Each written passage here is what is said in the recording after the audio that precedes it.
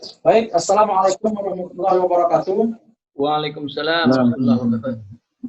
Terima kasih kepada seluruh peserta. Sembari kita menunggu Dr. Andani bergabung bersama kita, kita akan mulai saja seremoni acara kita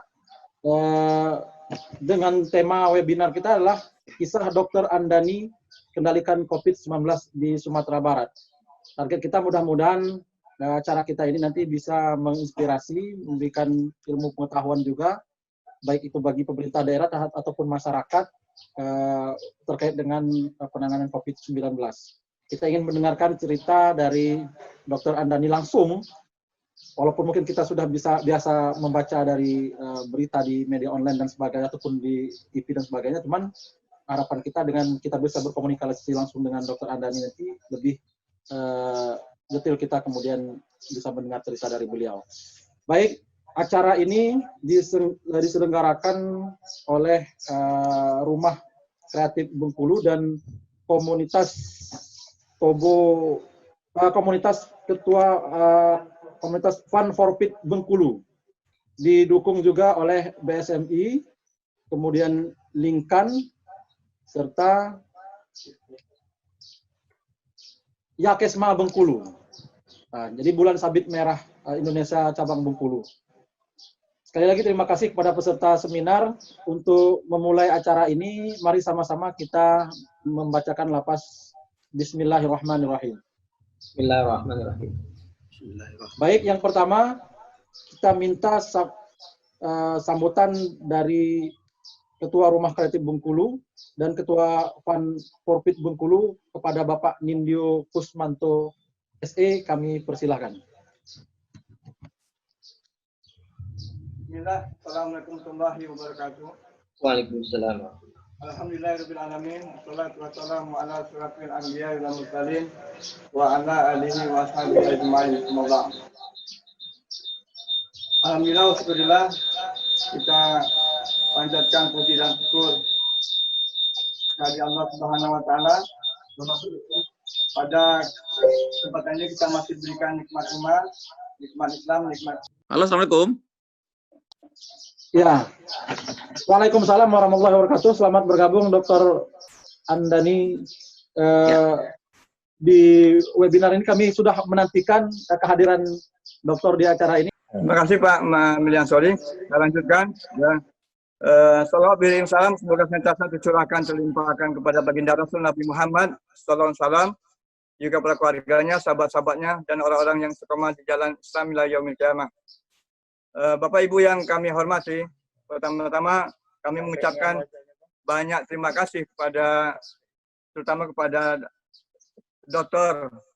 Andani Eka Putra yang telah berkenan untuk bisa menjadi salah satu-satunya narasumber kita pada pagi hari ini.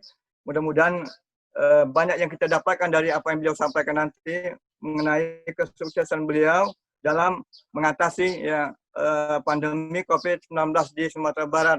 Yang Sumatera Barat ini merupakan satu di antara 5 provinsi yang mendapat apresiasi dari Presiden berhasil mengatasi pandemi COVID-19 ini. Nanti insya Allah beliau paparkan ya apa-apa aja faktor yang membawa kesuksesan ini. Dan kami dari Rumah Kreatif Bengkulu berusaha untuk memberikan edukasi kepada masyarakat hal-hal yang memang menjadi perhatian ya, terutama saat ini mengenai pandemi COVID-19 ini. Selanjutnya kami mengucapkan banyak terima kasih kepada pihak sponsor yang telah memberikan dorongannya, dukungannya, terutama kepada Bulan Sabit Merah BSMI Provinsi Bengkulu, Lasnas Lembaga Zakat Nasional yang Yakesma Provinsi Bengkulu, dan media online lingkan.com. Mudah-mudahan kemitraan ini bisa berlangsung untuk agenda-agenda selanjutnya. Demikian yang bisa kami sampaikan. Mudah-mudahan kita bisa memanfaatkan waktu yang singkat ini mendengarkan paparan dari Dr. Andani. Sekali kami mengucapkan terima kasih. Lebih kurang mohon maaf. Bila taufiq wal hidayah. Wassalamualaikum warahmatullahi wabarakatuh.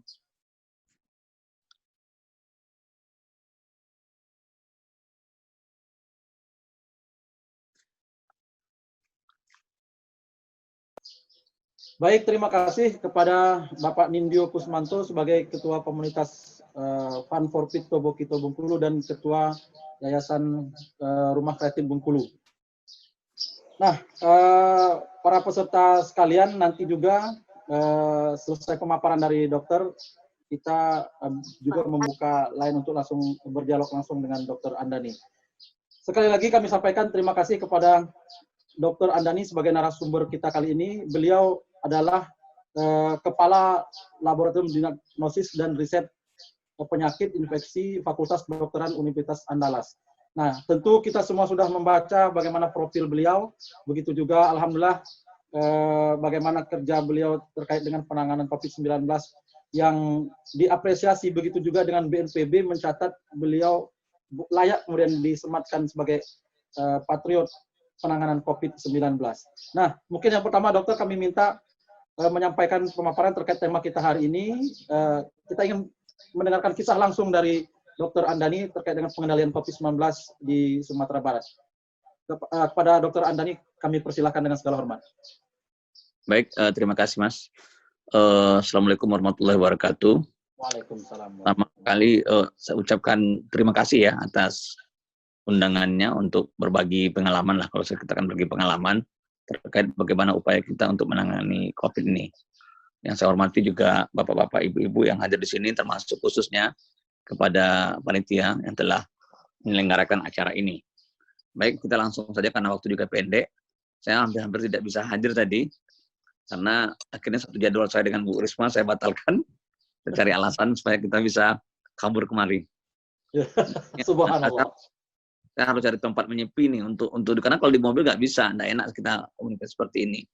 Saya mohon maaf tidak bisa menyiapkan bahan presentasinya karena ya saya harus main di HP aja, karena ini cari-cari tempat sembunyi nih untuk ngomong sekitar 1 jam kita diskusi.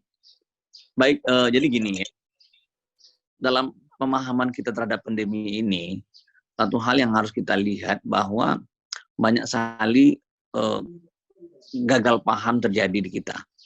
Baik gagal paham itu terjadi di level pemerintahan, di level tenaga kesehatan, ataupun di level masyarakat. Nah, ini jadi masalah serius. Pada prinsipnya, untuk menangani pandemi COVID-19 ini hanya ada 2 cara. Yang pertama adalah satu cara utama, yaitu memutus rantai penularan. Itu caranya.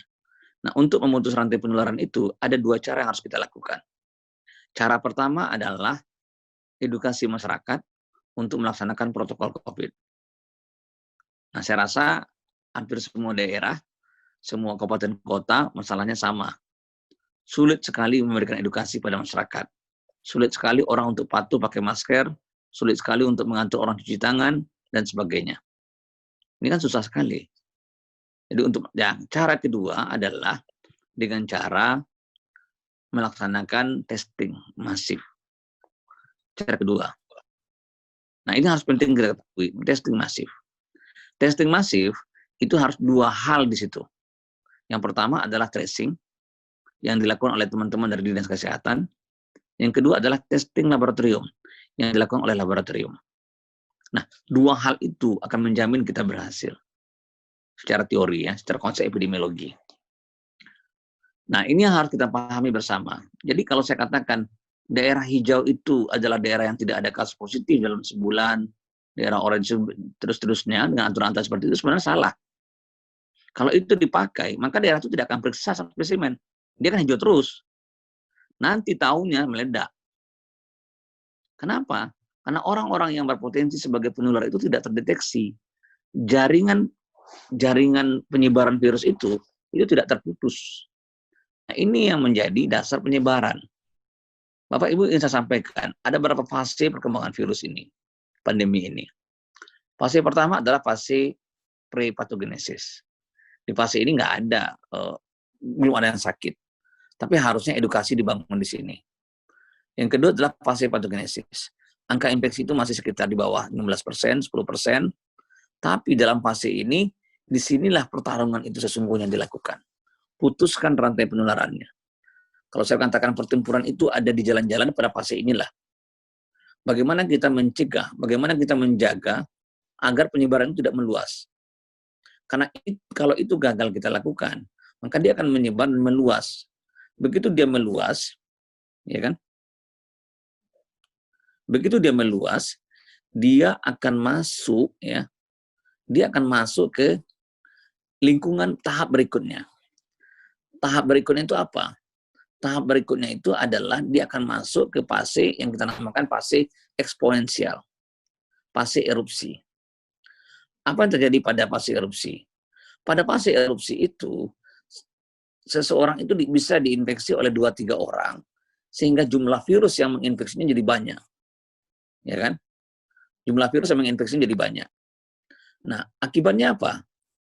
Akibatnya adalah viral load-nya akan tinggi. Jumlah virusnya tinggi. Kalau jumlah virus tinggi, maka penyakit ini akan semakin berat. Nah, ini akan mengakibatkan resiko kematian semakin tinggi. Saya ingin mengatakan bahwa pada kasus-kasus yang berat dan sangat berat, kematian itu bisa mencapai 50% dari pasien yang dirawat. Nah, ini kondisi yang sangat mengkhawatirkan bagi kita semua. Nah, ini hanya harus menjadi suatu acuan kita. Cegahlah, jangan sampai dia masuk ke fase eksponensial. Saya ingin sampaikan, berapa angka kematian di Amerika pada fase eksponensial ini? 2.500 sampai 3.000 sehari. Berapa kematian di Eropa? 1.000 sampai 2.000 kematian per hari. Nah, ini harus menjadi kunci kita. Kalau kita tidak ingin jatuh ke situ, maka lakukanlah testing dan tracing itu sebanyak-banyaknya. Ini tracing dan testing itu harus dilakukan sebanyak-banyaknya. Jadi kita di Sumatera Barat punya konsep T2IT. Tracing, testing, isolasi, dan obati. Kalau ada komorbid atau gejala-gejala lain. Nah, itu yang harus kita lakukan sebenarnya. Itu yang harus menjadi dasar pemikiran kita. Jangan kita berbahagia kalau tidak ada melakukan pemeriksaan. Ya, tidak ada pemeriksaan, tidak ada positif. Itu udah pasti tuh. Kalau memang kita yakin daerah kita tidak ada kasus positif, lakukan surveillance untuk memastikan bahwa tidak ada orang-orang positif di tempat kita. Oleh sebab itu, WHO telah menetapkan standarisasi untuk itu. Apa standarisasinya? Testing rate-nya satu rate-nya adalah 1/1000 penduduk per minggu. Ya, hanya 2 provinsi di Indonesia yang melewati itu, yaitu Sumatera Barat dan DKI Jakarta. Ya. Kemudian yang kedua, positivity rate-nya di bawah 5%. Ya, hanya 1 provinsi di bawah 1%. Artinya, Sumatera Barat saat ini positivity rate-nya di angka 1,5% kumulatif. Sementara untuk di bawah itu, kita dalam 1 bulan terakhir, positivity rate kita 0,5, sekitar di bawah 1%. Kita juga sudah melakukan surveillance untuk kabupaten kota, di mana insiden rate kita 0,5%.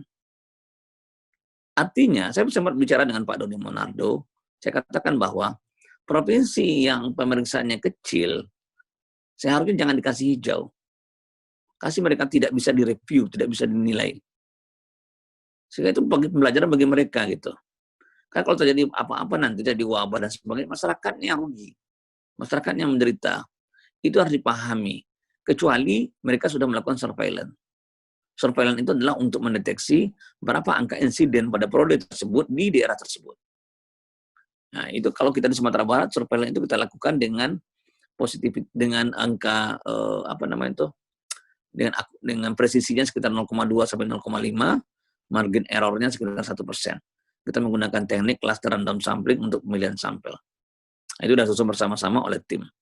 Nah, ini yang menjadi suatu hal yang harus kita pikirkan bersama-sama. Bagaimana caranya kita bisa dapat gambaran yang baik, dapat gambaran yang benar-benar bagus ya, dapat gambaran yang betul-betul bisa memberikan kondisi yang real di tempat kita masing-masing. Nah, itu. Kemudian yang berikutnya lagi yang harus kita pahami juga adalah apa sebenarnya yang harus kita lakukan untuk testing. Seperti pengalaman kami di Sumatera Barat. Tapi sebelum saya cerita itu, saya cerita pengalaman saya sekarang. Sekarang kasus-kasus tertinggi itu ada di Surabaya. Angka positif rate-nya 25%. Ada di Makassar, hampir 25-30%. Kalsel, 30%. Kemudian di tempat lain juga ada, di Sumatera Utara juga akan cenderung meningkat, Sumatera Selatan juga polanya akan sama. Nah, ini berbahaya. Kalau positivity rate-nya tinggi, berarti itu mendekati fase eksponensial. Dan risiko kematian bagi tenaga kesehatan itu akan sangat besar sekali. Bapak Ibu yang saya hormati, masalah kematian tenaga kesehatan itu masalah serius. Kenapa? Kenapa itu menjadi serius? Karena mereka ujung tombak. Kalau angka kematian mereka tinggi, dan mereka tidak mau lagi bekerja di rumah sakit, yang lain akan tumbang semuanya. Ini ibarat kita punya tentara kita bertumbangan. Habis tentara terlewati, semuanya akan habis. Ya kan? Masyarakat lain akan habis. Itu yang harus kita perhatikan bersama-sama. Nah, untuk itu perlu komitmen bersama dalam mengatasi pandemi. Komitmen itu tidak hanya berasal dari masyarakat, tetapi juga dibangun oleh semua elemen yang ada di suatu daerah. Nah, di Surabaya kita lakukan itu. Permasalahannya apa? Duitnya punya. Tapi fasilitas labnya tidak punya. SDM-nya tidak ada, kurang. Lab-lab yang ada lebih tidak optimal dalam melakukan pemeriksaan. Bayangkan satu lab bangga hanya dengan memeriksa 200 sampai 300 sampel. Dengan jumlah penduduk yang lebih dari 3,5 juta untuk hanya kota Surabaya. Saya bilang sama Bu Wali Kota tadi, dikumpulkan 6 lab Surabaya ini masih lebih banyak Padang meriksa, saya bilang. Kita bisa periksa 2.500 sampai 3.000 sehari. Sementara Surabaya dengan 9 lab itu hanya memeriksa 6.000 sehari. 1.500 sehari. Nah, ini yang menjadi dasar kami ya berpikir bagaimana caranya kita perbaiki. Akhirnya saya tawarkanlah beberapa alternatif yang mungkin. Sampelnya menumpuk, tracingnya bagus, tapi testingnya kurang. Saya bilang tadi sama Bu Wali Kota, oke Bu, kita terima 2.000 sampel dari Surabaya. Kemarin kami sudah terima 1.000 sampel dari Kalsel, dilanjutkan lagi dengan 1.700 sampel dari Kalsel. Sekarang Surabaya mengirim 2.000, kita terima. Karena satu-satunya lab yang punya kapasitas berlebih hanya Padang, hanya Sumatera Barat. Tapi hebatnya kita, tetangga kita nggak ada yang ngirim ke kita. Alhamdulillah saya bilang. Halo? Ya, saya lanjutkan ya. Nah, itu yang terjadi. Saya terus terang mengatakan bahwa kita perlu memahami ini. Kita perlu berpikir bagaimana caranya kita bisa meningkatkan kapasitas pemeriksaan kita. Nah, ini pengalaman di Surabaya. Dengan cara itu, nanti resikonya apa? Oh, resikonya tentu, Bu, kalau Ibu saya periksa sekarang, 1.000 sampel, positifnya 250 orang. Oke. Tapi kalau saya periksa Ibu 10.000, mungkin positif Ibu jadi 1.500 loh, Bu. Nah, 1.500 kan ribut orang satu dunia. Ya, 1.500 Surabaya mengerikan. Orang kan bilang gitu. Mereka tidak berpikir bahwa di Surabaya itu dengan 25% positivity rate, dengan 3 juta penduduk, itu ada 750.000 orang yang tidak terdeteksi. Nah, sekarang orang terdeteksi itu kita temukan 1.500. Apakah itu mengerikan? Tidak. Yang paling mengerikan itu adalah kita tidak menemukan orang. Itu yang mengerikan. Ya. Jadi itu mengerikan gitu. Jangan takut banyak positif. Pengalaman saya di Sumatera Barat begitu. Pada waktu saya memeriksa banyak pasien-pasien orang-orang tanpa gejala, orang heran, kenapa Sumatera Barat memeriksa orang tanpa gejala? Tapi ternyata, ya kan, saya katakan, saya gembira, saya bahagia dengan banyak menemukan orang tanpa gejala. Saya bahagia, saya katakan. Kenapa? Orang tanpa gejala ini adalah orang-orang yang harus kita temukan. Karena mereka berpotensi sebagai penular. Orang ini harus ditangkap, kita isolasi.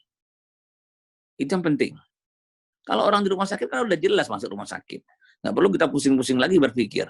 Tapi orang tanpa gejala ini harus kita tangkap. Mereka kita ibaratkan sebagai harimau-harimau liar yang bisa menginfeksi, bisa menangkap, mengenai orang lain.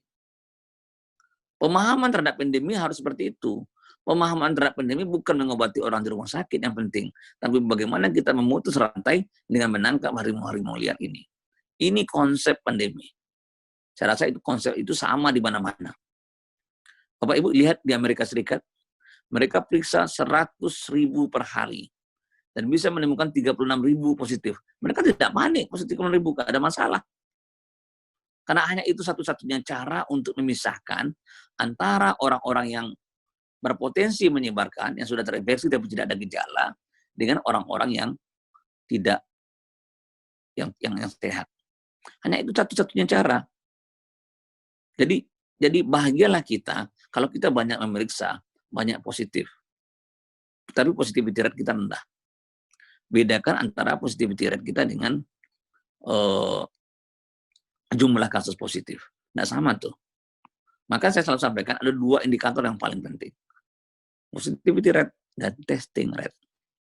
Sumatera Barat testing rate-nya nomor 2 nasional. Positivity rate-nya nomor 1 nasional. Terkecil. Nah, testing rate kita nomor 1 itu Jakarta. Tapi Jakarta juga tidak bisa jadi standar. Kenapa? Semua lab-lab yang menerima sampel dari daerah-daerah seperti Bangkes, sampel-sampel dari Jabodetabek, dari Banten, semuanya masuk Jakarta dan dihitung sebagai sampel Jakarta.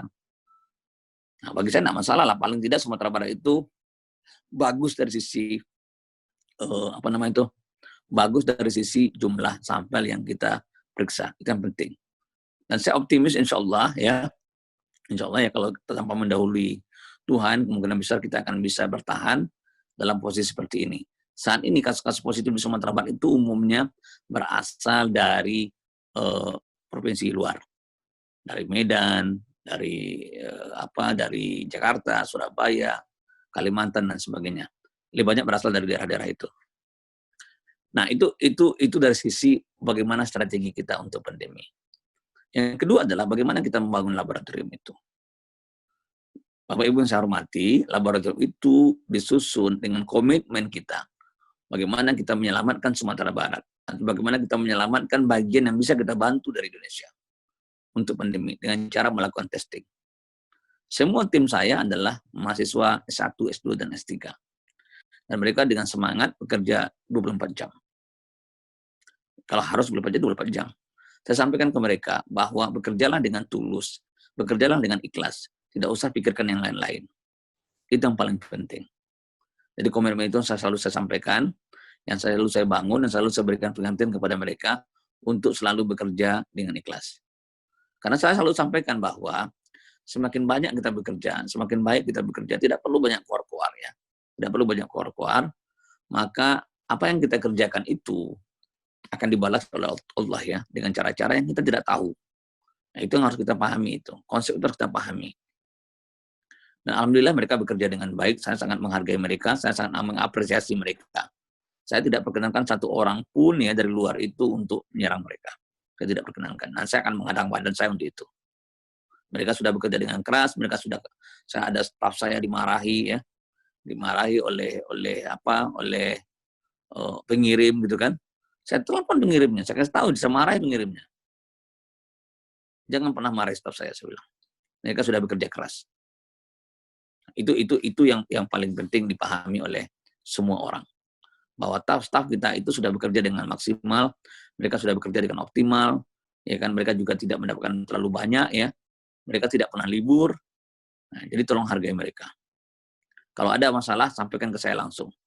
Ya, jangan bicarakan dengan staf saya. Pokoknya apakah mereka lakukan itu adalah yang terbaik. Begitu saya membela anggota saya. Dan apapun taruhnya akan saya lakukan itu. Nah, ini adalah konsep ya yang kita bangun. Nah, semua fasilitas kita dapatkan. Bagaimana kita mendorong komunikasi, bagaimana kita mendorong hubungan baik dengan semua orang, bagaimana saya membangun hubungan dengan semua direktur rumah sakit, bagaimana saya membangun hubungan dengan semua kepala dinas kesehatan, dengan para bupati dan gubernur. Secara rutin saya akan komunikasi dengan Pak Gubernur, saya akan nyampaikan semuanya. Sehingga bisa kita katakan bahwa kunci keberhasilan Sumatera Barat itu sebenarnya ada 3.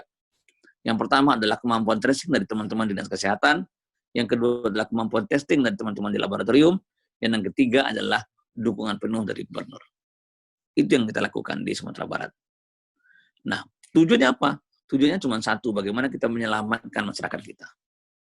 Ya, kalau misalnya saat ini saya populer, itu tidak ada, itu hanya kebetulan, itu hanya nasib baik saya sebagai populer. Itu aja. Tapi dari awal, jauh dari hati paling dalam, saya sampaikan bahwa ini hanya tulus untuk masyarakat kita. Saya jarang berkomentar di WA, saya tidak punya Facebook, jarang berkomentar di Facebook, saya tidak punya Twitter, hampir tidak pernah saya komentar di Twitter, dan saya tidak suka popularitas. Tapi kita mencoba bekerja dengan baik untuk membangun masyarakat kita. Nah, semua indikator-indikator yang ada saat ini memperlihatkan bahwa Sumatera Barat itu pada posisi yang baik. Presiden mengatakan ada 5 provinsi yang bagus, bagi saya tidak penting itu. Saya bilang sama Pak Gubernur, itu tidak penting Pak, saya bilang. Nggak masuk pun Sumatera Barat nggak masalah Pak. Yang penting yang merasakan itu adalah masyarakat kita. Bagaimana kita mau dibandingkan dengan provinsi yang pemeriksaannya kecil, atau tidak ada pemeriksaan? Nggak bisa dibandingkan tuh Pak, saya bilang. Nah, jadi nggak usah kita banding-bandingkan gitu, lucu gitu kan. Jadi ini adalah hal-hal ironi yang ada di bangsa kita. Tapi satu hal yang pasti adalah mari kita selamatkan bangsa kita, mari kita selamatkan provinsi kita, mari kita selamatkan yang bisa kita selamatkan. Karena kondisi pandemi kita sudah sangat kacau balau. Masalah politis, masalah ekonomi, masalah sosial, masalah SDM dan sebagainya itu campur aduk di dalamnya. Ya kan, masalah ego sektoral, egosentris itu faktor-faktor yang juga berperan besar dalam menyebabkan kegagalan. Sehingga saya berkesimpulan pada akhirnya adalah kalaulah bangsa ini selamat dari pandemi ini adalah anugerah yang terbesar dari Allah Subhanahu wa taala setelah kemerdekaan. Karena secara teori sulit bagi kita untuk selamat dari pandemi ini. Sementara orang masih percaya rapid test, masih pakai rapid test, padahal banyak sekali missing pada rapid test. Banyak sekali kesalahan rapid test. WHO sudah menyatakan bahwa rapid test itu tidak digunakan pada pandemi. Tapi semua orang masih pakai.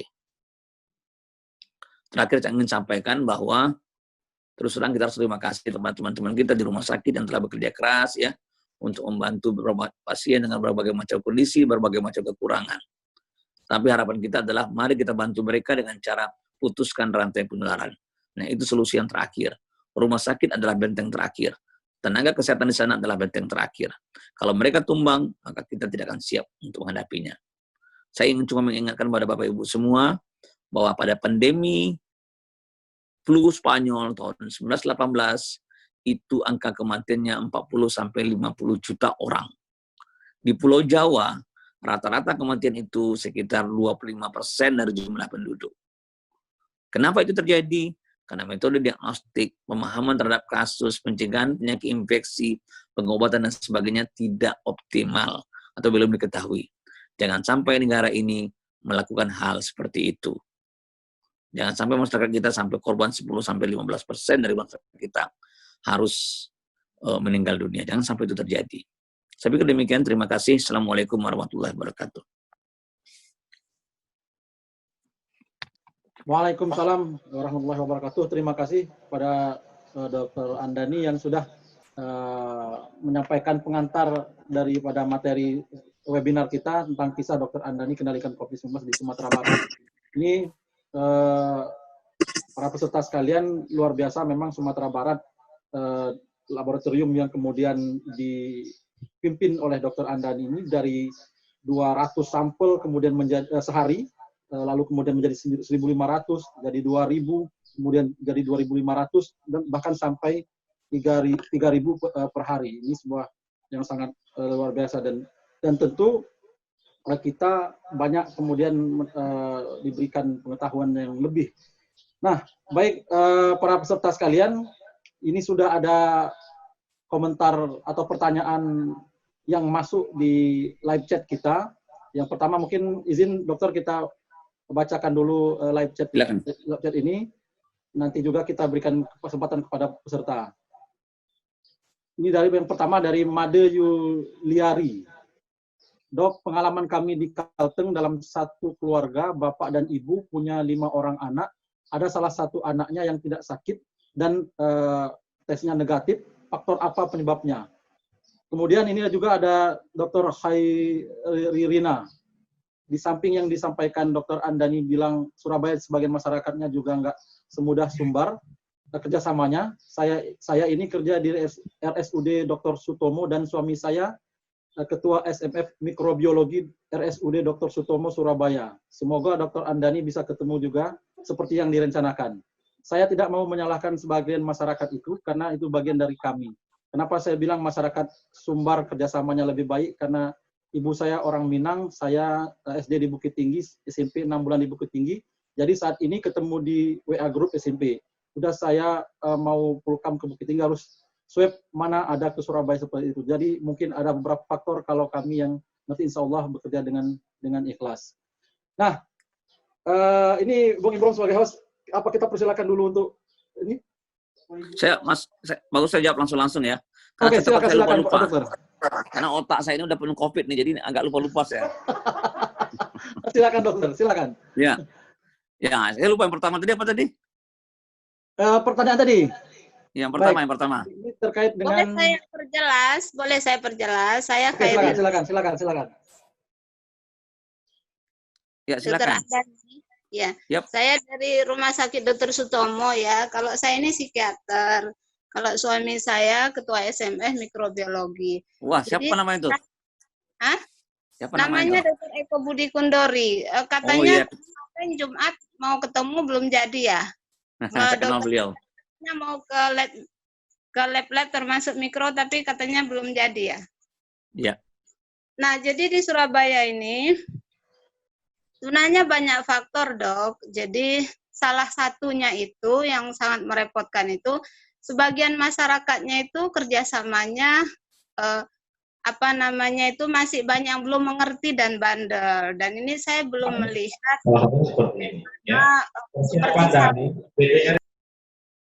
seperti sanksi itu belum berjalan sehingga saya potong aja, Dok ya. Mohon maaf, mohon izin, Dok, karena waktu kita pendek, saya potong aja ya.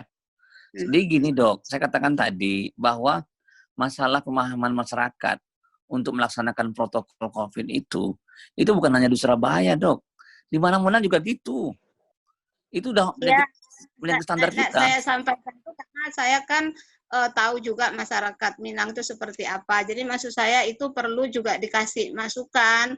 Mungkin kerjasama di Minang itu seperti udah saya marah-marah kalau mau masuk Sumatera Barat tuh harus swab dulu. Nah, kalau saya sih senang-senang aja, mana ada masuk ke Surabaya ini pakai swab, Dok. Itu contohnya masukan yang perlu. Ya, kita swab kan gratis. Iya. Swabnya gratis. Jadi jadi gini, terus terang saya katakan bahwa permasalahan utama kita jelas ke masyarakat. Tapi kita tidak bisa menyalahkan masyarakat. Bagaimana? Masyarakat tidak bisa kita salahkan. Saya pergi ke suatu daerah ya, kemudian saya pakai masker di situ. Apa yang terjadi pada waktu saya pakai masker? Masyarakatnya hilang. Wih, Bapak ini patuh sekali pakai masker. Bayangkan, di daerah wisata, saya dibilang patuh pakai masker. Saya lihat sekeliling nggak ada satupun pakai masker. Itu di Sumatera Barat. Dan itu hampir rata di Indonesia polanya begitu. Jadi makanya saya katakan tadi, sulit kita merubah perilaku budaya masyarakat kita. Sulit sekali. Dan di pejabat pemerintah kita juga begitu. Physical distancing dalam rapat, social distancing, semua juga sulit. Jadi yang paling mungkin kita lakukan adalah tentu dengan testing, tracing. Itu yang harus dilakukan seoptimal mungkin oleh masyarakat kita. Oleh tenaga laboratorium dan tenaga teman-teman dari dinas kesehatan. Hanya itu mungkin. Saya bilang Gubernur, kita tidak bisa melarang orang datang, Pak. Kita tidak bisa melarang orang kemana-mana. Tidak bisa melarang orang berjualan. Tapi yang paling penting adalah laboratorium itu harus kuat. Kita harus bisa mengimbangi antara kecepatan penyebaran virus dengan kecepatan pemeriksaan. Teman-teman dinas kesehatan itu harus semangat 45 untuk melakukan tracing. Nah, itu yang penting. Kita tidak ada menyalahkan siapa-siapa. Insya Allah, saya sudah bicara dengan Bu Risma, saya sudah bicara dengan Prof. Kuntaman, ya kan? Profnya Dr. Eko, ya, saya dengan Dr. Eko. Saya juga bicara dengan teman-teman mikrobiologi FK Unair. Kita sepakat di sini, kita coba saya targetkan bahwa sekitar akhir Agustus akan ada lab di FK Unair, di Surabaya, dengan kapasitas 4.000 pemeriksaan per hari. Baik, Dok. Itu satu lagi sedikit lagi Dokter Andani, maaf ya, sedikit ya. Tolong kasih masukan juga ke Bu Risma itu kalau masih memungkinkan, jangan beda-bedakan orang Surabaya yang KTP-nya Surabaya dan KTP non Surabaya seperti Pak Anies Baswedan kan nggak membeda-bedakan gitu. Jadi gini. Tadi saya ngomong lama dengan Bu Risma ya. Saya paham perasaan beliau. Saya paham sekali perasaan beliau. Dan kita juga tahu apa kondisi-kondisi di Surabaya. Mungkin dokter juga tahu bagaimana suasana di Surabaya, di Jawa Timur ini. Ya kan? Tapi kita tidak bahas di sini ya. Kita tidak ikut masalah politik. Baik. Tapi masalah utamanya adalah Bu Risma itu seperti orang tua yang punya duit banyak. Yang melihat anaknya sakit, anaknya tumbang, anaknya meninggal, tapi dia tidak bisa apa-apa. Dia tidak punya lab. Dia tidak bisa paksa lab-lab yang ada untuk bekerja banyak. Itu yang terjadi. Ya kan? Baik. Nah, itu yang terjadi, saya bilang. Jadi maksud saya rasa setelah ini tidak akan terjadi seperti itu. Pasti. Karena kita siapkan untuk bantuan Surabaya, kita siapkan pemeriksaan, kita coba bantu ya untuk menerima sampel dari Surabaya. Saya sudah janjikan itu ke Bu Risma. Untuk kebutuhan reagen, kita coba bicarakan dengan BNPB untuk suplai kota Surabaya, termasuk labnya. Baru sekitar ini saya masih di labnya di lab Kesdanya Surabaya. Saya cari tempat sembunyi untuk bicara di sini. Tapi insya Allah ini akan jadi selesai masalahnya. Kita usahakan sebaik-baik. Ya. Ya, ini menarik dok, karena di sini banyak sekali para dokter yang ikut di acara webinar kita ini, termasuk juga Ketua BSMI Provinsi Bengkulu, Dr. Nurholis, yang memang berjibaku ya. Ada juga Dr. Ika dari Puskesmas mana ini, nampak. Dan banyak juga dari berbagai unsur, mungkin juga dari pemerintahan, dari para dokter yang menangani. Nah, kita ingin mengetahui dok, seperti apa sebetulnya di Sumatera Barat itu dukungan pemerintah terhadap laboratorium yang dokter pimpin juga, biar kemudian juga menjadi gambaran bagi peserta webinar terkait dengan dukungan pemerintah terhadap penanganan COVID-19, terutama kepada laboratorium yang dokter pimpin. Jadi gini ya, pertama terus terang dikatakan bahwa dukungan itu full dari Pemprov. Jadi Gubernur Sumatera Barat itu mendukung kita penuh. Tapi walaupun demikian, kita juga berusaha. Saya lobby BNPB supaya suplai kita bahan, supaya suplai kita kit. Saat ini, ya kapasitas kita sampai 3.000. Saya lagi merancang BNPB kalau mau memperluas lab kita, sehingga kapasitas kita menjadi 4.000 atau 5.000 sampel per hari. Ya kan? Itu yang kita harapkan sekarang. BNPB bantu kita, sehingga Sumatera Barat itu, labnya kita itu, akan menjadi salah satu lab rujukan nasional untuk regional Sumatera paling tidak. Itu yang kita targetkan sekarang. Dengan kapasitas 4.000 sampai 5.000 pemeriksaan per hari. Itu yang pertama. Yang kedua, semua kebutuhan kita ya itu disediakan oleh Pemprov. Kebutuhan regen-regen yang tidak disediakan oleh BNPB itu disediakan oleh Pemprov. Kemudian masalah-masalah hotel disediakan oleh Pemprov. Nah, kita juga berusaha tidak seperti itu. Kita jalin kerjasama dengan hotel, kita barter dengan kamar. Nah, kita udah dapat nih sebulan kamar dari hotel-hotel. Nah, aman kita karena barter-barter tadi. Jadi itu yang kita lakukan di Sumatera Barat. Jadi terus terang kemudian saya sebagai kepala lab itu punya hubungan baik dengan beberapa orang bupati, wali kota, kepala dinas kesehatan dan direktur rumah sakit. Kebetulan saya juga adalah direksi rumah sakit sehingga hubungan itu bagus. Jadi saya katakan demikian. Kepala lab itu jangan hanya berpikir untuk melihat ke dalam. Tapi dia juga harus berpikir melihat keluar. Dia harus kuat. Dia harus bisa mengendalikan di dalam dan dia juga harus bisa mengendalikan keluar. Itu yang paling penting.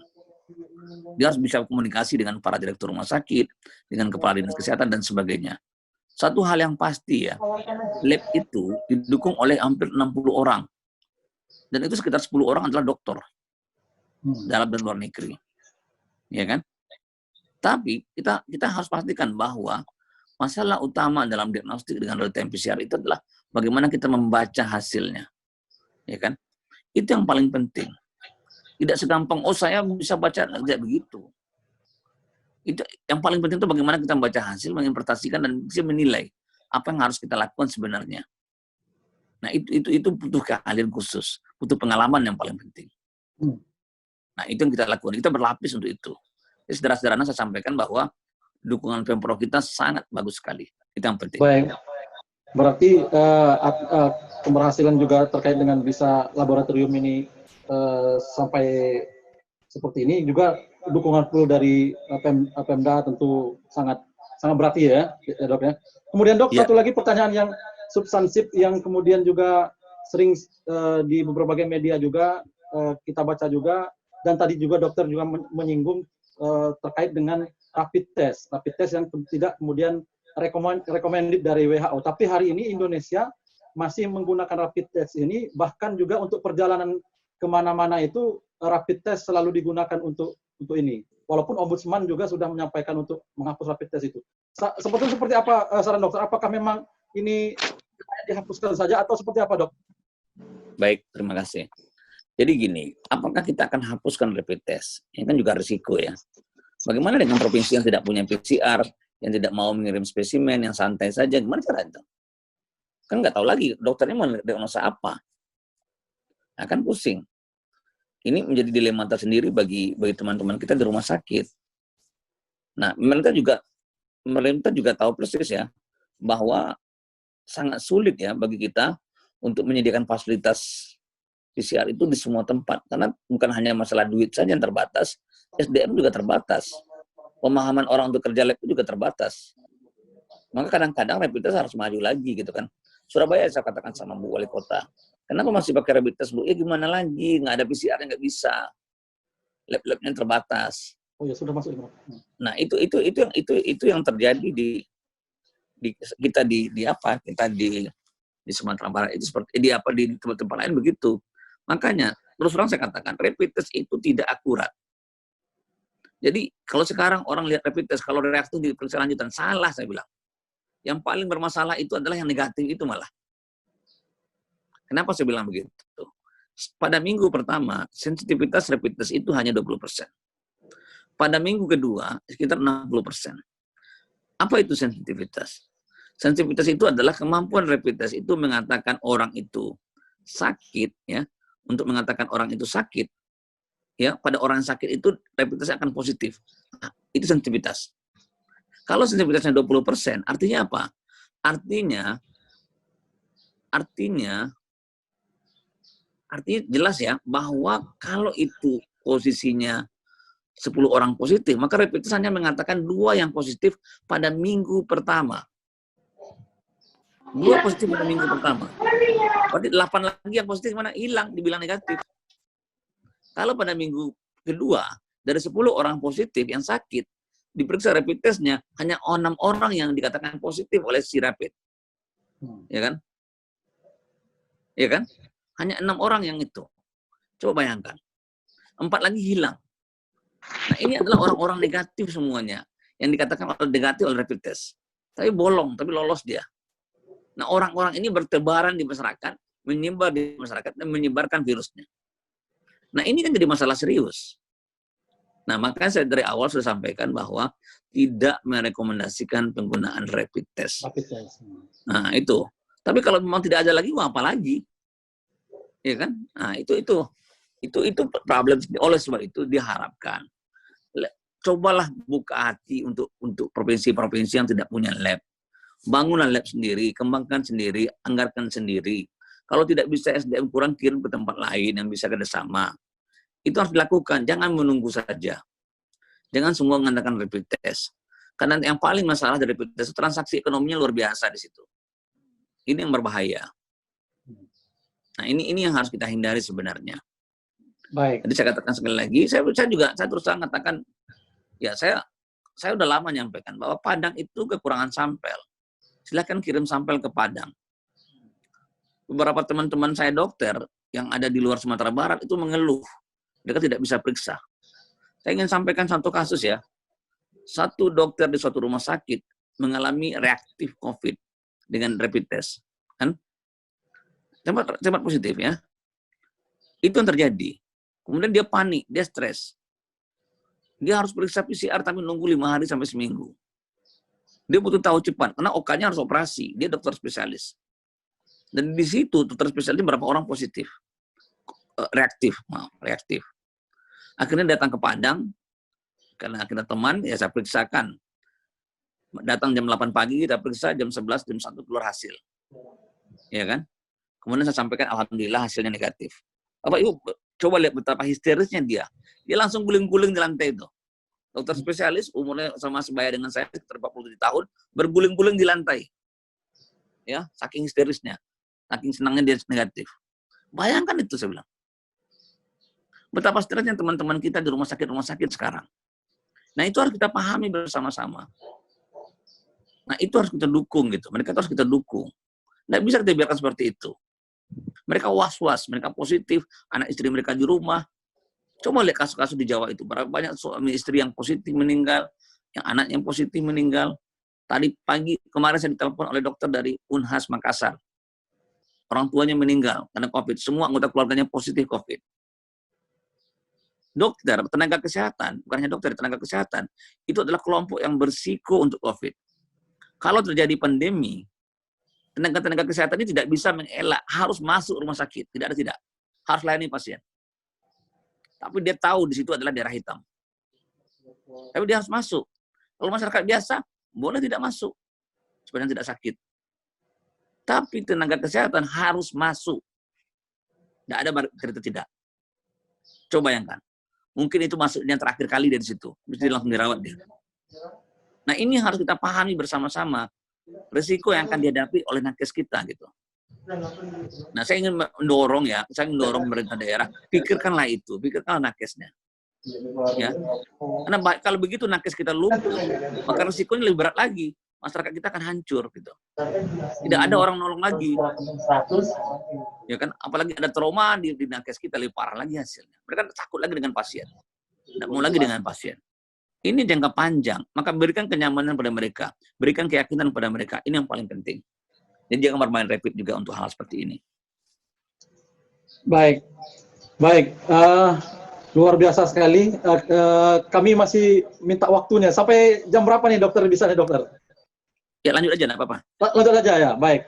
Kita bacakan lagi nih Dokter Andani dari Erita Ilyas. Dokter Andani, salut dan bangga, semoga Allah membalas kerja keras dokter.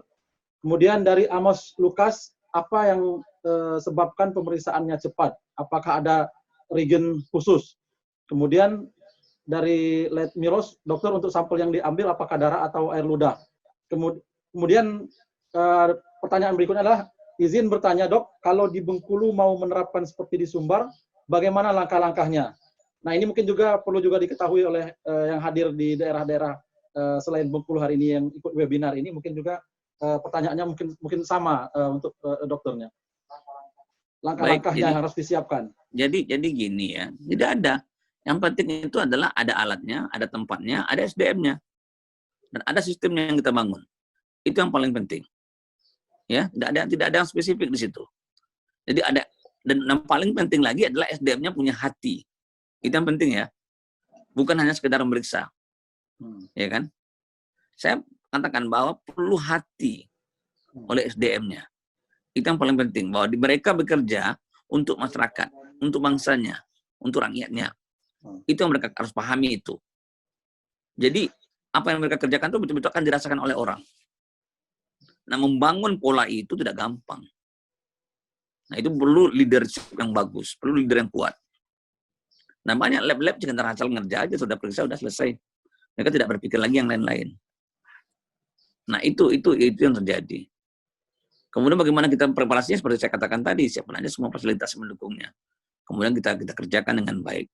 Tidak ada strategi khusus ya untuk pemeriksaan itu. Yang hanya ada adalah semangat kerja. Kalau semangat kerja kita bagus, semua akan selesai lebih cepat. Jadi kalau kita di Padang bisa selesai cepat ya, bisa 24 jam bisa selesai ya, karena semangatnya bagus. Dan sampel kita masih di bawah kota kita. Kalau sampel kita di atas kota kita tidak akan selesai 24 jam. Pasti akan selesai 48 jam atau lebih ya, tergantung kota sampel kita yang masuk. Nah, ini kira-kira yang dikunci ya. Bagaimana kita bekerja di laboratorium.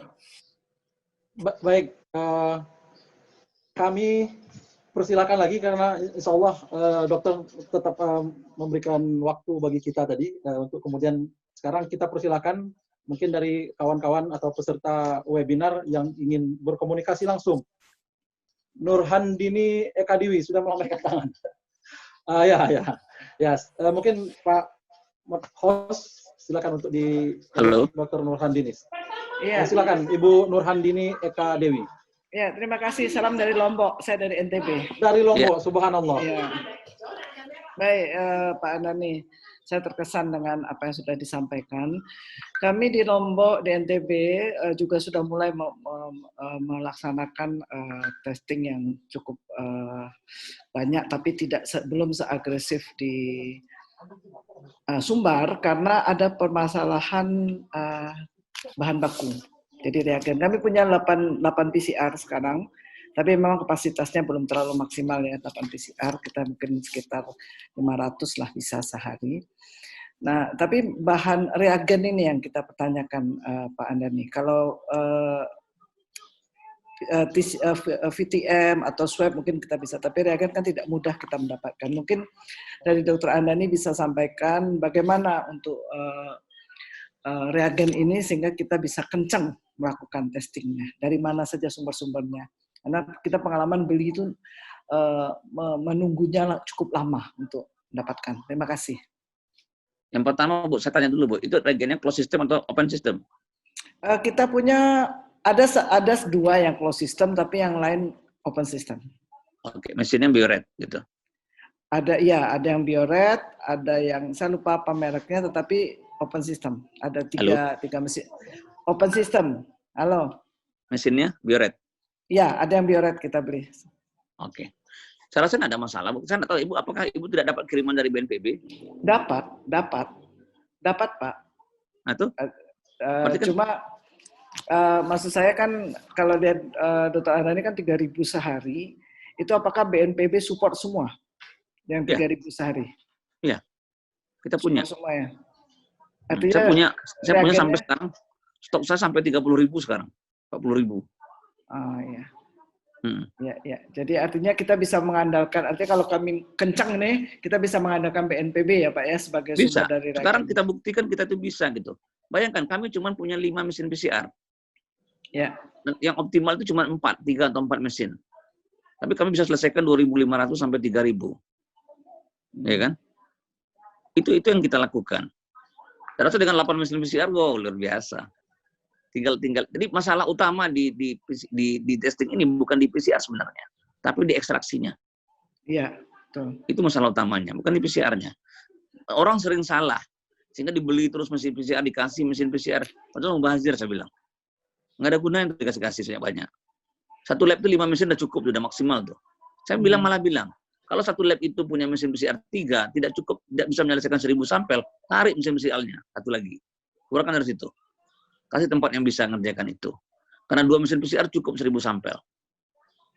Nah, ini yang harus kita bangun komitmennya gitu. Apa yang terjadi? Kenapa sampel kita kurang? Jangan bermasalah dengan reagen. Kadang-kadang tracing juga bermasalah. Sampel yang masuk sedikit. Nah, bagaimana lab itu mendorong tracing? Saya selalu sampaikan kepada kepala dinas, Pak Kadis, tolong Pak Kadis. Berapapun sampel Pak Kadis tracing, ini positif Pak Kadis, silakan tracing sebanyak-banyaknya. Saya gembira kalau sampel saya banyak. Tidak sedih saya, tidak takut saya. Nah, sebagian besar lab akan takut. Waduh, sampelnya banyak sekali masuk, aduh ngeri, gitu kan. Enggak.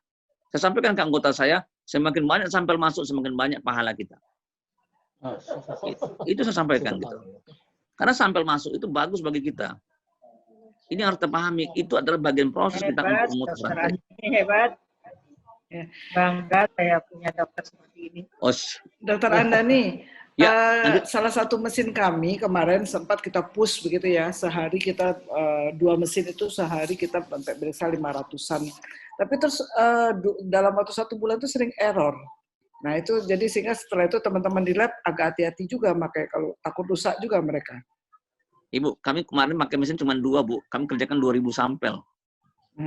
Saat ini kami lebih banyak pakai 2 mesin aja, 3 mesin jarang.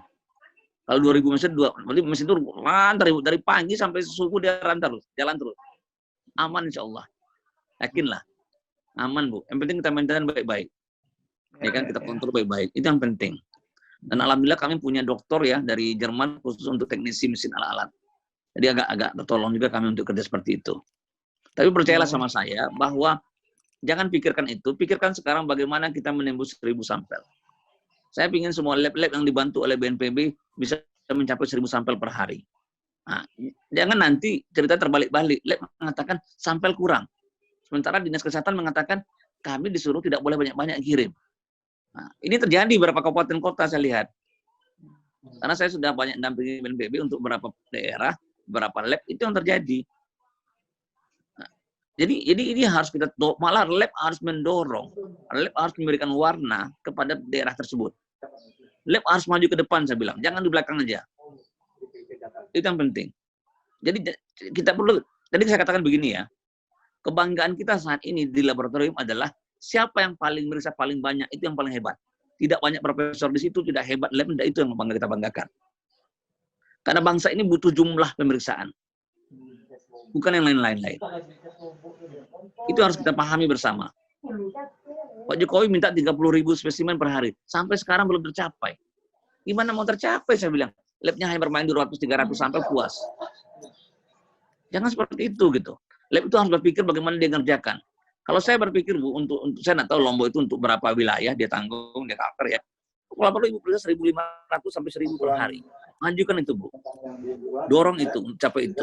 Dorong bupatinya untuk mengirim sampel sebanyak-banyaknya. dorong kepala dinasnya untuk mengirim sampel. Itu akan bagus, akan bermanfaat bagi kita bersama. Sehingga ibu yang 8 buah itu tidak mubazir. Itu kira-kira, Bu. Makasih, Bu, ya. Ya, makasih. Baik, terima kasih Ibu Nurhandini sudah bertanya. Dan tentu ini sangat banyak sekali peserta yang kemudian menyampaikan live chat, pertanyaan di live chat kita yang tidak bisa kita bacakan satu-satu. Juga ada hadir juga dari, kita lihat di sini, Dinkes Lombok ya, dari Dinkes Lombok juga hadir. Terima kasih.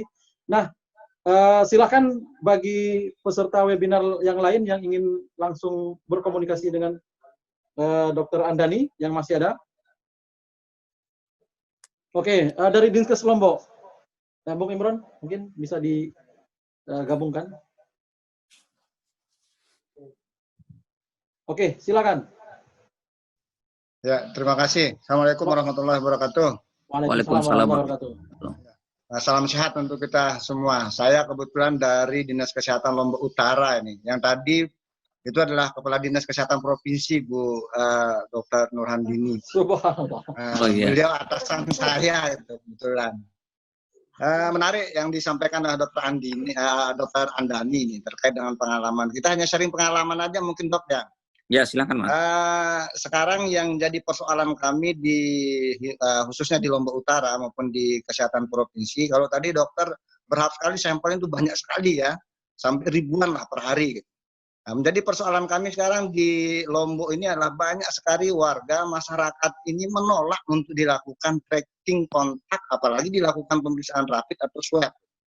Karena kenapa sampai begitu? Karena memang inilah kebingungan daripada warga ini, terlalu banyak dia mendapatkan input, perspektif, ya artinya terkait dengan virus COVID-19 ini. Nah, ini yang sampai membuat bingung warga ini antara iya dan tidak, sehingga kami yang di jajaran kesehatan ini kebingungan untuk mencari sampel. Jangankan 1.000. 100 saja kami kebingungan khususnya di Lombok, khususnya di Lombok Utara. Karena beberapa kemarin kami itu jelas-jelas yang positif kami tracking aja sudah ditolak. Nah, ini yang sekarang mungkin perlu, ini non teknis, mungkin perlu diluruskan pendapat-pendapat ini. Begitu mungkin kalau di kami saat ini yang menjadi kendala kami. Apalagi kami daerah wisata yang harusnya sekarang ini sudah mau di fase adaptasi mau new normal ini aja. Kita mau melakukan full test saja agak kesusahan begitu, dokter. Nah, mungkin ada pengalaman-pengalaman lain mungkin dari dokter supaya kami juga bisa mensupport teman-teman ini untuk melakukan pemeriksaan PCR di provinsi. Terima kasih, Pak Dokter.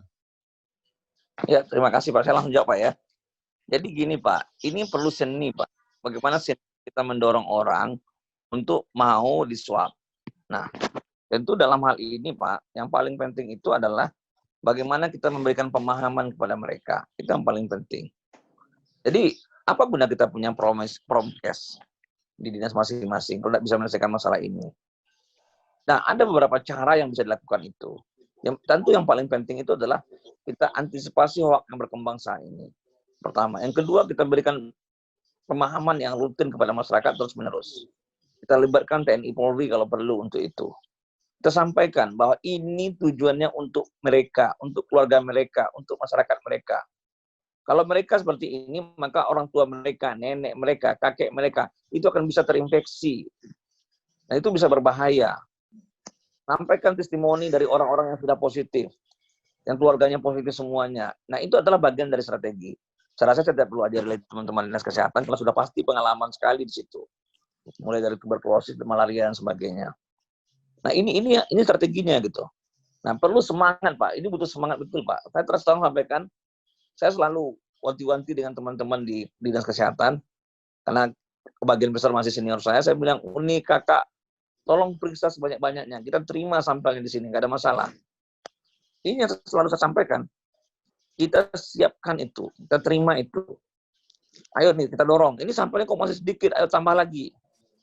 Nah, ini yang selalu kita sampaikan, ini yang selalu kita suarakan ke teman-teman di dinas kesehatan. Nah, itu yang menjadi cara alur berpikir kita. Saya yakin, insya Allah lah, dengan semangat 45, saya rasa semuanya bisa selesai lah. Bisa kita dorong masyarakat untuk itu. Masalah masyarakat tidak mau disuap, itu masalah umum di seluruh Indonesia. Tapi dengan pendekatan kita yang persuasif, yang campur-campur sedikit dengan pendekatan militeristik ya. Saya rasa bisa. Di Padang juga gitu. Pasar raya itu nggak bisa. Kita kumpulkan mereka. Masalah mereka, kenapa mereka tidak mau? Nah, ini masalahnya. Karena mereka kalau positif, mereka harus bagaimana? Ini yang problem. Jadi jangan direpit malah. Rapid jadi berbahaya. Bapak punya 8 mesin PCR, kenapa masih rapid juga? Ya kan? Karena masih rapid juga. Semua PCR aja gitu. Berarti kapasitasnya kan cukup. Karena BNPB akan melihat, kalau kapasitas PCR kita besar, mereka kan dikasih regen, akan dikasih bahan. Nah, ada banyak yang bisa memberikan kita regen. Ada banyak kementerian juga yang terlibat dalam memberikan regen ini. Jadi intinya adalah, silakan lakukan tracing sebanyak-banyaknya, dorong masyarakat secara persuasif. Bentuk Pak rumah-rumah isolasi nagari, rumah-rumah isolasi desa. Jadi mereka diisolasi di desa mereka sendiri. Jangan dikirim lagi ke tempat-tempat jauh untuk isolasi. Cukup di desa mereka sendiri, kemudian didampingi oleh petugas puskesmas, didampingi oleh kepala desanya, Satgas desa, satgasnya dan sebagainya. Itu satgas desa. Sehingga mereka tidak merasa tersisih gitu.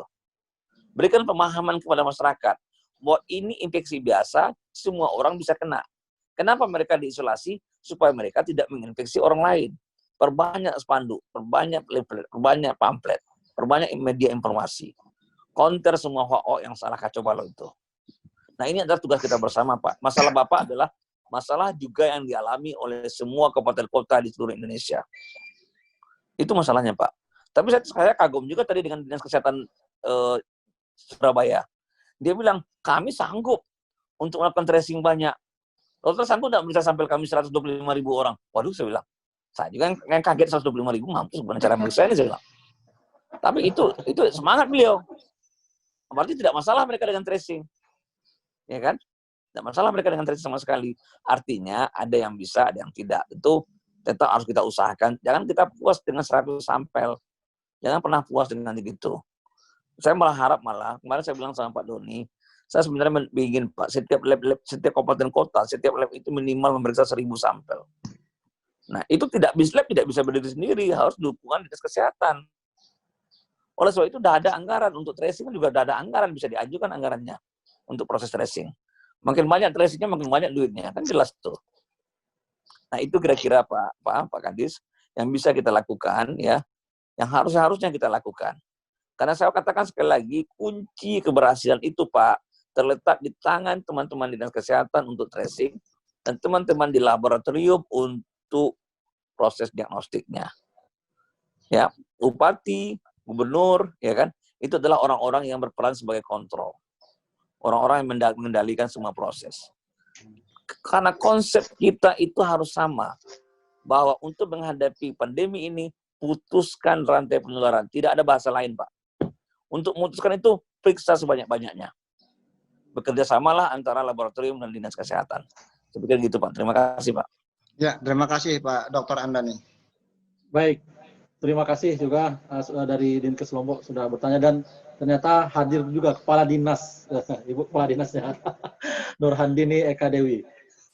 Baik, ini kita bacakan juga dari Rohmah Supriyati.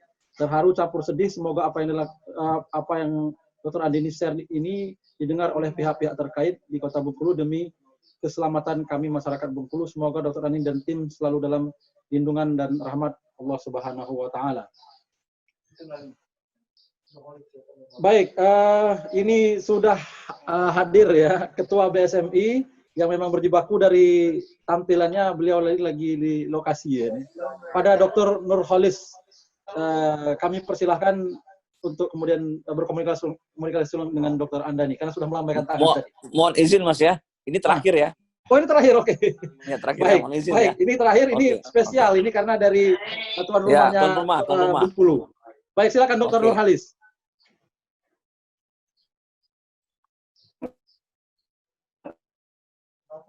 Langsung Dok, silakan Dok. Ya, siap nanya. Jadi gini Dok, di Bengkulu ini kendala kita itu pertama, kalau yang kami rasakan tuh dukungan dari Pemda Dok. Jadi kita tuh bahan sediaan kan dari PCR itu cuma ada di Rumah Sakit M. Yunus tipe B, Rumah Sakit Provinsi Dok. Nah, kendala kita ini kemampuan mesin itu kalau kata dokter Patlin di sana itu hanya 50 sebetulnya sampai 90 dok sehari, cuman sehari rata-rata cuma 50 sampai 40 per hari. Nah, jadi kalau dalam 1 bulan tuh sampelnya sekitar 1000-an lah. Nah, itu cara kita menggenjot memotivasi kepala gubernur ataupun bupati di masing-masing kabupaten gimana dok ya cara kita bahwa ini penting sekali loh harus di random gitu sampelnya. Terima kasih dokter. Ya, terima kasih. Saya nggak tahu mesinnya apa ya. Kalau mesin PCR biasa enggak lah.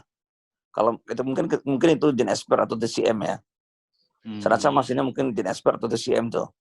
Yang kapasitasnya memang tidak banyak. Dia cuma bisa 2 sampai 4 per jam. Tapi kalau itu PCR itu lebih. Jadi kalau itu PCR itu bisa sekali running itu bisa 90 sampel. Kalau itu mesin PCR ya. Yeah. Jadi bisa kalau dia running itu sampai 5 kali running ya bisa 400. Jadi saya katakan satu mesin itu bisa 400 sampai 500 sampel. Untuk kerja sekitar 10 jam sehari. Untuk mesinnya saja ya. Nah itu tapi saya nggak tahu mesinnya apa, saya nggak tahu juga, saya nggak bisa komentar apa-apa ya. Kemudian kedua untuk bagaimana mendorong bupati dan wali kota atau gubernur ya, ini jawabnya sulit juga tuh karena yang paling tahu tentu masyarakat sekitar situ. Tentu bagaimana kita mencoba mendorong mereka untuk tetap maulah untuk melakukan pemeriksaan masif, pemeriksaan banyak gitu ya. Saya nggak tahu bagaimana solusi yang terbaik gitu. Karena dulu Bengkulu itu kirim ke kita ke Padang. Sampai sekitar 600-700 sampel kirim ke Padang. Tapi habis itu terhenti, saya tidak tahu juga, saya tidak komen lah masalah-masalah gitu. Yang jelas pengiriman ke Padang juga tidak ada biayanya. Dan kita sangat terbuka sekali, sampai saya kasih PTM malah Bengkulu itu. Saya kasih PTM ya, untuk sehingga mereka bisa merasakan perusahaan dengan jumlah yang lebih banyak. Bagi saya tidak masalah, saat ini saya sebenarnya mengharapkan provinsi-provinsi tetangga Sumatera Barat itu bisa ngirimnya ke Sumatera Barat. Itu yang saya harapkan karena kapasitas kita masih kurang. Kita bisa terima banyak. Nah sekarang jadi masalah, Sumsel akan mulai kirim ke kita dalam beberapa hari ke depan. Karena lab mereka lab BTLK itu rusak, ya kan? Nah itu jadi akibatnya jadi Bengkulu juga akan jadi susah untuk masuk lagi karena kapasitas kita udah mulai overload gitu. Kalsel juga mengirim ke kita. Surabaya menjelang labnya selesai kan kirim ke kita. Nah, beberapa tempat lagi yang lain Padang Sidempon udah mengirim ke kita. Madinah itu kirim ke kita gitu. Jadi beberapa provinsi di kabupaten kota di Sumatera Utara yang berbatasan dengan Sumatera Barat akan mulai kirim ke Sumatera Barat gitu. Karena di Sumatera Utara sendiri pun kapasitas mereka kecil. Nah ini yang jadi problem kita sebenarnya. Saya hanya membayangkan kalau sempat terjadi outbreak, sempat terjadi ledakan, yang kasihan itu teman-teman kita di rumah sakit. Nah, saya cuma bayangkan itu gitu. Baik. Oke ya. Baik, terima kasih Dr. Nurhalis yang sudah juga menyampaikan pendapatnya dan ini Dr. Nurhalis, Dr. Andani sudah memberikan kode bahwa ini pertanyaan terakhir. Tentu kami minta maaf kepada seluruh peserta webinar kita kali ini karena memang posisi Dr. Andani ini lagi berada di Surabaya, diundang ya lah dari Wali Kota Tri Risma hari ini dan kita bersyukurnya Dr. Andani bisa memberikan waktu dan ruang kepada kita untuk bergabung sini itu sangat luar biasa sekali. Dan beliau harus sembunyi-sembunyi dulu untuk bisa gabung dalam webinar ini. Nah, kami sampaikan juga terima kasih kepada seluruh yang sudah hadir. Tentu dok, di akhir sesi ini kami minta Dr. Andani menyampaikan closing statement terkait dengan tema kita hari ini, tapi nanti semua peserta dan Dr. Andi jangan dulu meninggalkan webinar ini karena operator minta kita untuk foto bersama. Nanti silakan aktifkan videonya masing-masing, kita foto bersama untuk dokumentasi dan akan kita buat juga berita media online-nya. Baik, Dr. Andani, silakan untuk closing statement-nya. Baik, saya cuma pendek aja ya. Bahwa untuk menghadapi pandemi ini harus ada kolaborasi kerjasama antar semua instansi. Tidak bisa satu kesehatan saja. Karena efek yang ditimbulkan oleh pandemi ini luar biasa, bukan hanya masalah kesehatan. Yang pertama. Yang kedua, jadikanlah testing, tracing itu ujung tombak. Maka bangunlah sistem untuk tracing yang bagus dari teman-teman dinas kesehatan dan testing dari teman-teman di laboratorium supaya seoptimal mungkin, sebanyak mungkin bisa memeriksa. WHO sudah menetapkan 1/1000 penduduk, ya, Standar minimalnya itu 1 per minggu. Nah, usahakan kita penuhi standar itu karena itu jelas manfaatnya bagi kita. Dan itu akan menyelamatkan masyarakat kita, akan menyelamatkan nakes. Hilangkan ego, ya, hilangkan keyakinan berlebihan terhadap diri kita sendiri. Berpikirlah untuk masyarakat kita. Itu yang bisa saya sarankan. Terima kasih. Baik, terima kasih kepada Dr. Andani. Semoga Allah Subhanahu wa taala selalu memberikan lindungan kepada dokter dalam menjalankan profesinya, dan tentu juga kita menyampaikan terima kasih kepada seluruh peserta webinar, dan yang kita lihat masih banyak memakai seragam di apakah di rumah sakitnya masih di daerahnya masing-masing. Ada Ibu Erita Ilyas dan kita lihat juga banyak sekali yang memakai seragam ini luar biasa sekali. Mudah-mudahan semua tenaga kesehatan, dokter ataupun juga yang lainnya selalu di dalam lindungan Allah Subhanahu wa taala. Baik, Bung Imron udah siap? Nah, kita izin waktu dok, kita foto bersama dulu. Oke. Silakan Bung Imron dan kepada teman-teman untuk mengaktifkan di kameranya, di videonya.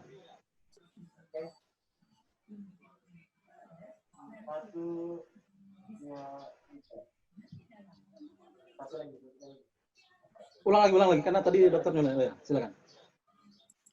Mesti pada unmute.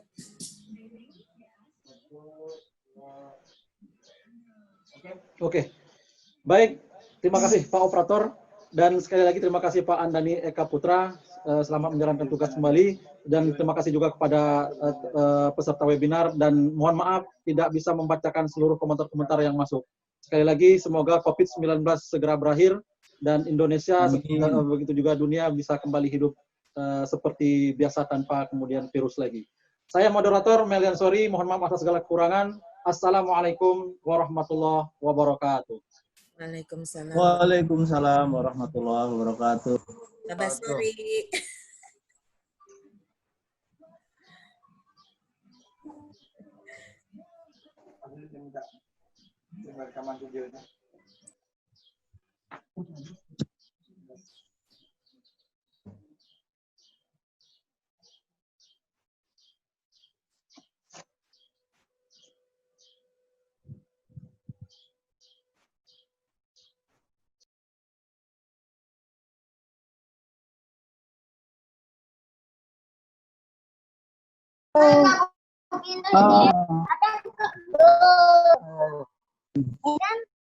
Ini tuh anak-anak putih.